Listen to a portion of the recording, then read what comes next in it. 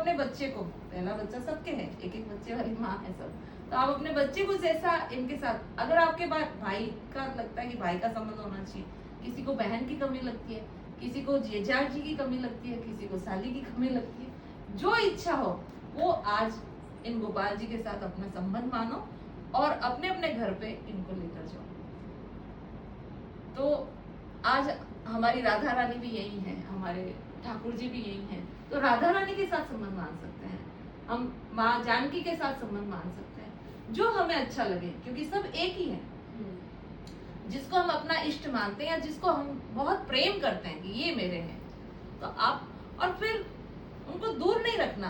हम वैसा ही उनके साथ बिहेव करें, वैसी बात, हमें फिर और कहीं भटकने की जरूरत ही नहीं पड़ेगी। हमें राधा रानी मिल गई, अब किसको कुछ क्या कहना है, सब बातें इसी को ही कह दो, रोना तो इसके सामने रो। अगर कभी कभी फील होता है कि आज मेरे बहुत दर्द है, अब मेरे कुछ तकलीफ है, मैं रोज रोज किसी को बोलूं तो वो इग्नोर करता है कि इसके तो रोज का चालू है, तो किसको कहूं, तो इनके सामने कह सकते हैं, हम अपनी सारी बात खुल के इनके सामने कह सकते हैं। करके तो देखें एक बार, सच में बहुत मीठा संबंध है, बहुत मीठा। एक बार करने पे, अच्छा ये नहीं तो हम महापुरुषों से संबंध मान सकते हैं, क्योंकि संत और भगवान में कभी फर्क नहीं है, जो संत है वही भगवान है और वो जो भगवान है वही संत है। तो साधक संजीवनी को अपना मान सकते हैं, रामायण को अपना मान सकते हैं, भागवत को अपना मान सकते हैं, यही ग्रंथ है जो प्रासादिक ग्रंथ है, इन्हीं को अपना मान सकते हैं। और देखो यहाँ का नेटवर्क कभी जाता ही नहीं है, डायरेक्ट कनेक्शन है, और कोई दलाल भी नहीं है बीच में,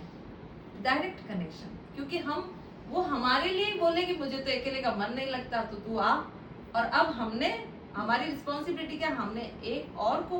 मतलब एक माँ बनना आसान नहीं है, एक जीव से दूसरा जीव वापस अपने पालना, उसको वापस उसका जन्म होना,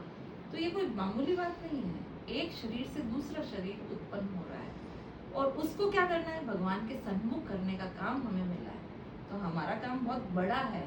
तो आज हम अगर प्रगाढ़ता से संबंध बनाएंगे और वैसी बातचीत, वैसा ही व्यवहार करेंगे, तो निश्चित उसका असर पड़ेगा ही पड़ेगा। क्योंकि पिछली बार हमारी बात हुई थी कि हमारा हंसना, हमारा बोलना, हमारा हर हर क्रिया उस बच्चे पे असर करता है। तो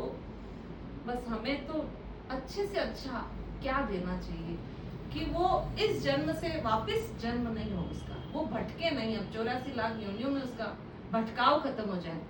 बड़े होने पे ऐसा वातावरण सबको मिलेगा, आज जो वातावरण सब जगह है, तो उसे हम अछूते तो उसको रख नहीं सकते, लेकिन बेस में वो मूल में बात बैठ गई तो कभी भूलेगा नहीं, कभी नहीं भूलेगा। वैसे ही जैसे रुक्मणी, एक रुक्मणी बाई थे,